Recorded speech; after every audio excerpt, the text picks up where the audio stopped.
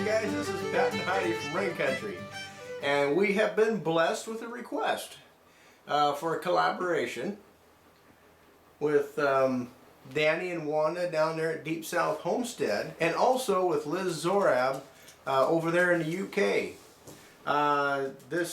Heidi will go ahead and explain what the parameters are with the collaboration, and there's 15 questions on here that has to do with your homestead. And so right, so we're just gonna wing it and read the questions, and yeah, see how well we do. See how much we have to edit. Yeah, my job. That's why I look so exhausted all the time. Anyway, the collaboration is called Our Homestead World, and really it's all about trying to find what different people are doing all over the world, not just in the United States, but in every state of the United States and all over the entire world, to kind of compare and see what the differences are in how we do things and why we do things the way we do and what we grow and so on. So we're going to get busy and start reading these questions. So where in the world are you? I have no idea. Yeah, I knew that. Outer space. Yeah. Actually, we are in Northwest Washington in the United States. Key point here is the wet side. Yes, not all of Washington is wet. We're on the soggy side of the mountains. So yeah. west of the Cascades. And there's about a good 2/3 of Washington that is very dry and almost desert-like. I know because I grew up there. So it's a misconception that people think all of Washington is wet. It's so if you not. get on your Google Maps and you go into Washington State, look for all the green. Yeah. That's where we're at. Yeah. So don't look for any of the tan or gray areas. Look for the greenest part, and that's where you're going to find Rain Country. And here's something too. We are west of Seattle. A lot of people think of Seattle as being very wet, which it is. It gets 50 inches of rain a year. But where we're at, we get about 120 to 160 inches of rain per year. So Seattle doesn't know what rain is compared to us, just so you have an idea. Where approximately is your homestead located? I think that was... Yeah, we covered that already. I think we already answered that. What is the size of your homestead? We're actually so large that we have 15 hands, or 15 guys here helping out. 3 ladies in the kitchen, they all look like Heidi. But we're on a whopping 1/3 of an acre. Woohoo! And that goes into question 4. Are you rural or urban? Well, technically speaking, we're called urban. But it's weird to think of us as urban because it's a small town. And it's a very small town with a small town attitude. And we are surrounded by, we have like a pasture down that way with cows and another one this way with horses. I mean, it's almost like living in the country, but not really. Right. So we can, any 2 minutes in any direction and we can be out in the sticks. So technically, yes, we are urban. If there was something in between, if there's an answer in between, I would say in between those 2 words, but technically, yes, we're urban. And we talked a bit about the climate already. So the weather, it's rain. Yep, it's what rain. What other weather do we have? We have wet rain, we have warm rain. Yeah. We have frozen rain. Yes. We have freezing rain. Mm-hmm. And then we have brief moments of sun. We have big fat rain, and we have little narrow rain. Big fat rain. Fast rain and slow rain. All depends on the time of year. Right. I say that all in tongue in cheek, but there are about 3 months out of the year that we have pretty dry weather. Weather patterns go in 5-year increments. So every 5 years you're going to see a peak in wet. It's going to look like an AC sine wave, and I think that's probably worldwide. And I think that's God's way of kind of weeding out the bugs and different parasites and such. We're actually at 120 inches right now of annual rainfall. We're in a dry season. So Right. just so you know, because I remember it wasn't that many years ago where our average rainfall was 144. So Mm-hmm. okay, so that's our climate and weather. Our growing season, first and last frost. I had to look this up because I had no idea what the actual dates are, and I was surprised because the actual dates don't seem like the actual dates. So Well, they could be just little freak frosts that we have, and I think that's what they're talking Yeah, about. but Yeah, even- we can have them as late as May. they're supposed to and- be average frost dates, and that's not average. And it says our late frost is like May 21st through 31st. April is a pretty wet, soggy month, but May starts to dry out, so we'll have some clear days, and obviously when we have clear weather, that goes into the night, and so we might have a little Yeah, bit of true. frost happen. So, Yeah, so mid to late May to early to late October is when we get frost. yeah. Do you have any animals? We have 3 types of animals here. We have, Trish. you know what I'm going to say, don't I you? know what you're gonna say. We have 2 little rat terrier dachshund dogs. We have 7 buff Orpington chickens, and I have 1 wife. Yeah, and I have 1 husband, so that makes 4. So, okay. We'd probably have a few more animals around here, but in light of trying to be nice to our neighbors, we want, and also nice to the animals, we want to keep that down to dull roar. And one of these days we would like to get more property, and that's what our goal is at some point, to get more property. So, What fruits, veggies, and grains do you grow? oh my goodness. Well, we grew 1 peach last year. That was on the peach tree that we We transplanted. just transplanted a peach tree, so if you watch our videos, you kind of Had to give it know about time. our transplanting of the peach tree that grew out Yeah. of this pot and everything else. But anyways, we got 1 peach off that. We're optimistic of getting more. The tree looks really healthy. So we have apples, we have blueberries, we grow strawberries, we grow.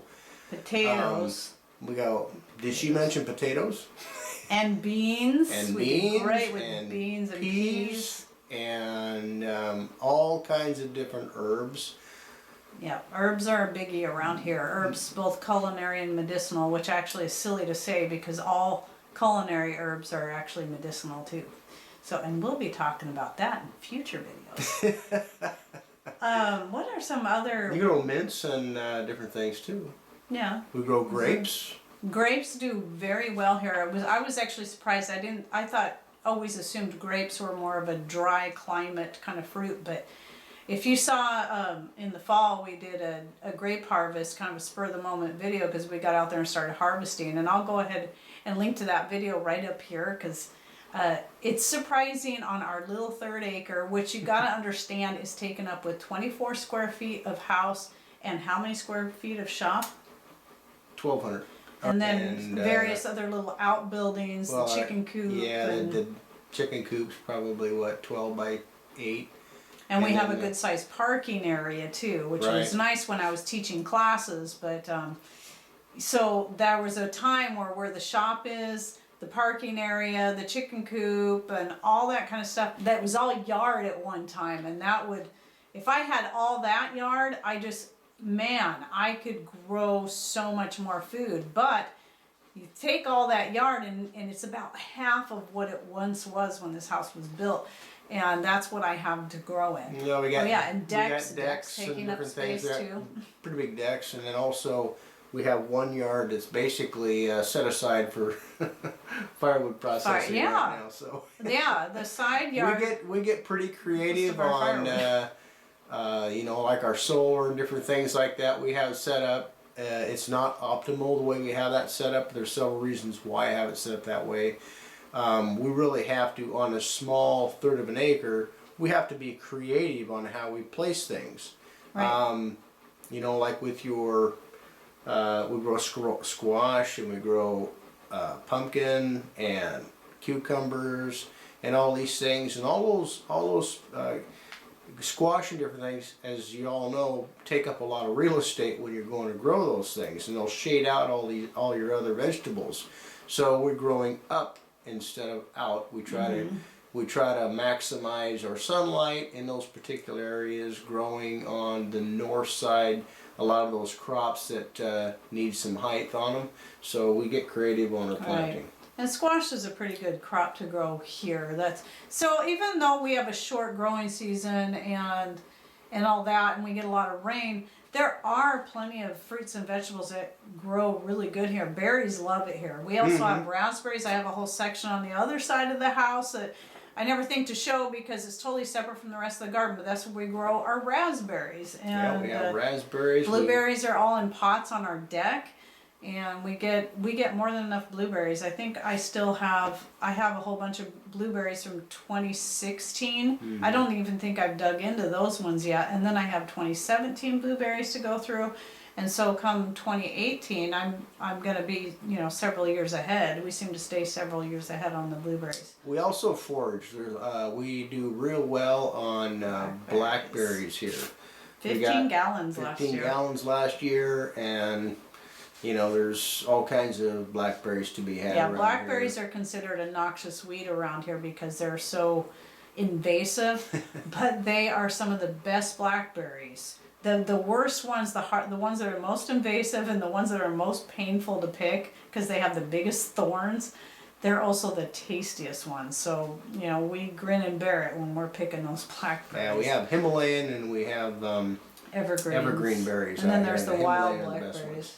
You got the little wild blackberries. I consider them all wild. Well, we have little wild strawberries as well. And we also like to forage for chanterelle mushrooms. Anyways, back to our little homestead. There's did we say kale? Yeah, kale does awesome here. If I keep the chickens Tomatoes. away We from grow it. tomatoes. Yeah, that's one of the many things. And then medicinal herbs, we mentioned that. And you can go back and see a lot of I have several videos from the last year and even the year before talking about medicinal herbs, and I will be doing more come this summer when everything's growing, so look forward to those. So what kind of herbs do you grow? Oh, I grow a lot. I mean, I have sage, rosemary, thyme, oregano, mints of several varieties. I have marshmallow, feverfew, catnip, and I plan on I did try growing some ashwagandha last year. We'll see if it comes back. Either way, I bought more seeds so I can, because I really want to grow my own ashwagandha. And I also plan on trying again the valerian, but let's see. Oh, that's just to name a few. I've got a lot of herbs that I grow. Do you sell any produce, animals, or things you create for income? We try. We've done, I haven't really sold any produce. I've done a little bit of bartering with some of my produce. And I sell seeds. This is my first year selling seeds, and I'm really hoping they all do well for everyone. But I plan on doing more seeds this next year. And then as far as seeds did really well. It's really surprised. Yeah, we'll see. I mean, I hope everybody does great, on the ones that they bought from us. Right. So our herbs seem to grow real well in our climate. So we've had a lot of folks. We didn't mention borage, but we have borage. There's so many I can't remember them all. Bees really like borage around here. Yeah. It's like having your own hive. If you grow borage around your place, bees love it.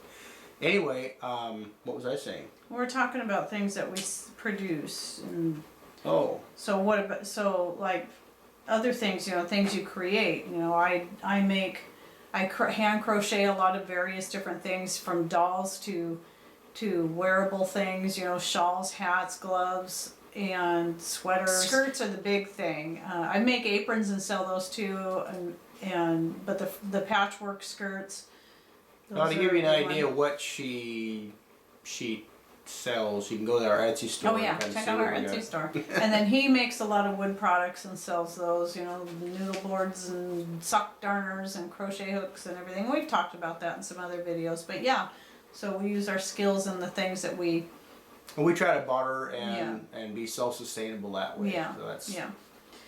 So, okay, do you grow solely for your own needs? Pretty much. It has been that way. We are, because herbs grow so well and now her herbs are well established, she's been talking about maybe selling some of those, or Yeah, because I've had people interested in buying some of my tea blends, my garden tea blends, and even some of the herb blend I put together for making my shampoo and skin creams and stuff like that. And so I've been a little stingy with these things because I gotta have my tea. I love my herbal tea every night, but I'm hoping this year, even my mixed greens blend for adding to different, foods, whether it be a casserole or a meatballs or his, sausage in the morning, breakfast sausage I make. It doesn't matter. Soups, everything, gravies. I've had people interested in buying that. So we'll see. I might try to put up enough. I can. It's just I definitely grow enough that I can put up enough. It's the time issue because I've always got a lot of stuff dehydrating. So that's part of our self-sufficiency is trying to diversify that way, get enough to where we can be self-sufficient, and then with our excess, share that or barter with it, Yeah. or see if we can have a little bit of a return on that so we can pay our property tax. Right. Oh, good gravy. But and then I do sell the herbs in the form of in my herbal shampoo. Well, I'm gonna start selling the herbal shampoo again For pretty soaps soon, and stuff, and the soaps and the skin cream that I make from my own herb infused oils. So right. Anyway, let's see. And chapsticks and stuff, or not? Yeah, the lip balms. Lip balms, excuse me. Whatever. Chapstick is just a brand name. Right. Anyway, see, do you have health issues that impact or guide your homesteading? Do they affect how you live and work your land? Not Well, really. not so much in the respect of that, but I got some back issues that, if I get in pain or something like that, just back off a little bit for a while and maybe work a little later or whatever. But we're not getting any younger. Right. but Well, but I think garden, going out and working the garden and taking care of the animals and living the way that we live help to maintain that drive and ambition right. that you need for this type of lifestyle. So. Well, and then I also think the other way I read this question about it impacting or guiding us into homesteading is in a lot of ways, when we were first, because some of you know that we used to be on thyroid medication, and we were each on thyroid medications for 15 years. Mm-hmm. And so when I first really got into gardening, a lot of it was trying to find foods and herbs and things that I could grow that would help boost our thyroid so that we would not have to continue taking the medication.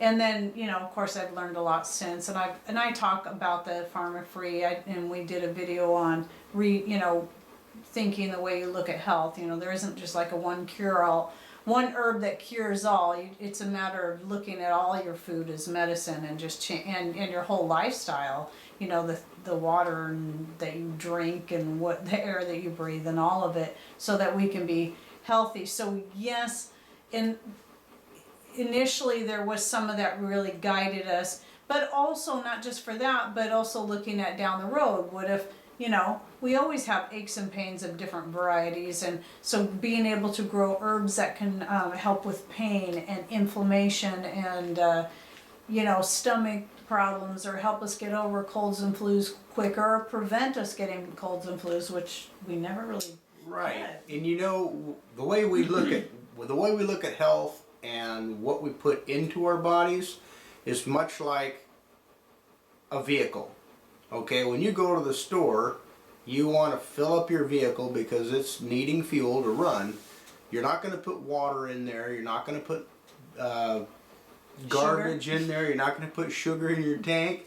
You're not going to put anything other than fuel. And some of you out there, you put good additives that are supposed to be good for that engine.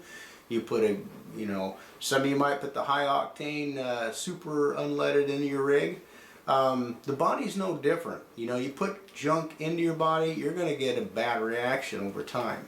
Our bodies are pretty doggone, by design, our bodies are pretty forgiving, but you can only put so much of that junk into you before you're going to have bad results. So death by 1,000 cuts. Exactly, that's exactly right. So the way we look at health, yes, it might take more effort, it might take more money to buy good foods, but that to us is like an insurance policy to try to maintain a healthy lifestyle. We'd rather do that than end up going to the doctor after a while and say, hey, how come my body's falling apart, or how come I'm getting sick, or how come I'm getting cancer?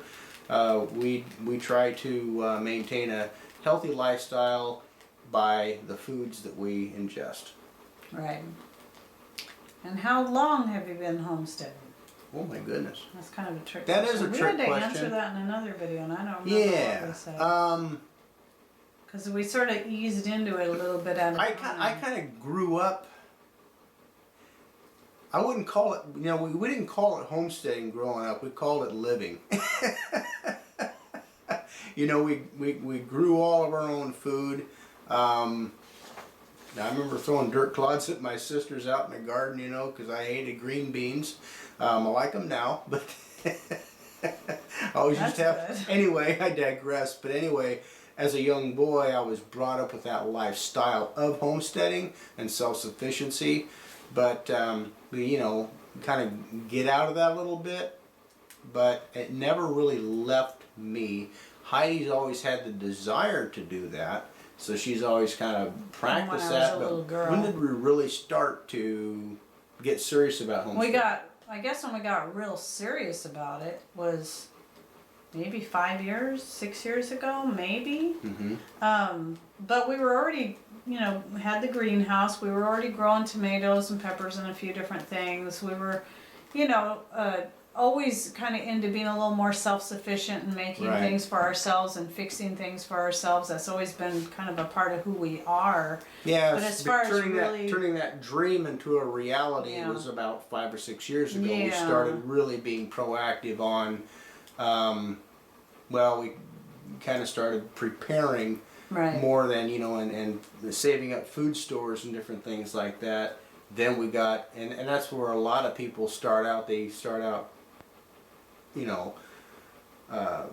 putting up a little bit of food and different things, supplies, and then they start getting, what happens when that stuff runs out? Well, then we started getting into the perpetual renewable type preparations and different things like that goes into the homesteading mindset. So it's really hard to say when we got started, because it was there was a gradual growth along the way as I learned how to can and so on and so forth. But let's say 5 years. Different things. But I think 5 or 6 years. I think it's been closer to 6 years maybe. Do you like homesteading?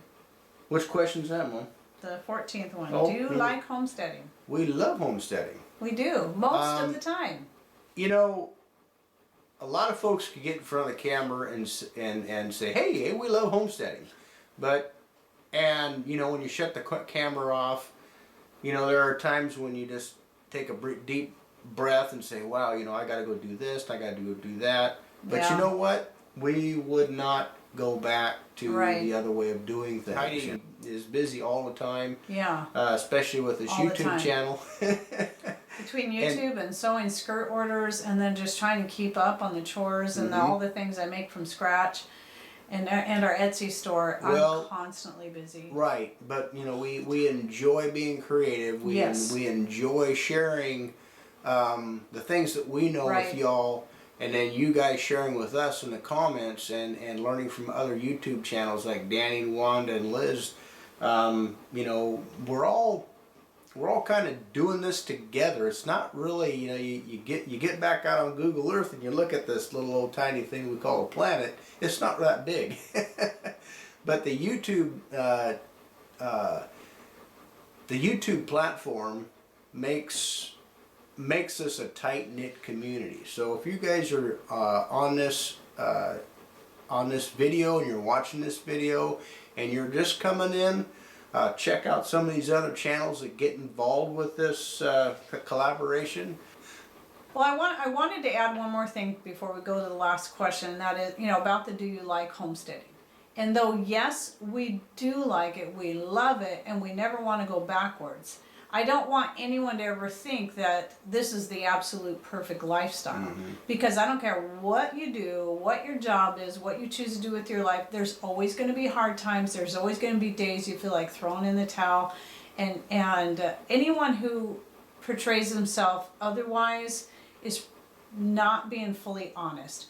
I have hard days just like anyone else. I have days I just feel like sitting down and crying because I'm exhausted and there's so much to do and I feel like I can't keep up, and someone says something totally meaningless and I take it wrong. That's, I'm human too, and so we do have those days. We're not perfect, and neither is our lifestyle isn't perfect, but for us, we love what we do and we wouldn't change it for a thing. And I believe we both wish we would have been more into this the way we are now 20 years ago or 30 years ago. Would you say that's rewarding? I would say it's incredibly rewarding. Just like homeschooling, it has its ups and downs, it has its trials, but I would I would never change a thing about homeschooling my own kids or about doing what we're doing right now. It's worth it. So the last question is, what homestead activity do you like the most? I think that's a tough one. I know it's not scrubbing the toilet. Home cooked meals. Yeah, he would say that. That's the right answer because I was sitting right next to her. Oh, and that too. Just the reward. The reward of completion of a project or a dinner or harvesting things from the garden. Exactly. Being able to pick a pea off the pea pod in the morning sunlight when you're walking through and checking things out. Picking a leaf of kale and just eating it right off of the plant. We missed a question. We did. I totally overlooked this one. It's a great question. Number 9? Yeah, how do you grow your crops? Like, are we organic, blah, blah, blah, blah, blah. And dirt's good. We are organic. I do everything organic. And some things are definitely a trial, are frustrating, especially when you have lots of rain. That means lots of slugs. And slugs have been hard, but I do think having chickens now is going to help with that because they love the baby slugs. Little rototillers. Yeah, and they eat the little slug eggs out of the ground, and so after getting the chickens, I already started seeing a decrease in the amount of slugs we had, which was great. So we'll see what happens this coming spring, but as far as we also have a secret weapon, and that is the rat trap. Well, I'm talking about as far as how do we grow, and you can see that right up here, and that's the horse manure. Oh, the horse manure. The horse manure we get for free from down the road. Right, Yay! right. So we bring bucket loads, tractor bucket loads of horse manure, and we're building our soil up each and every year. Yeah.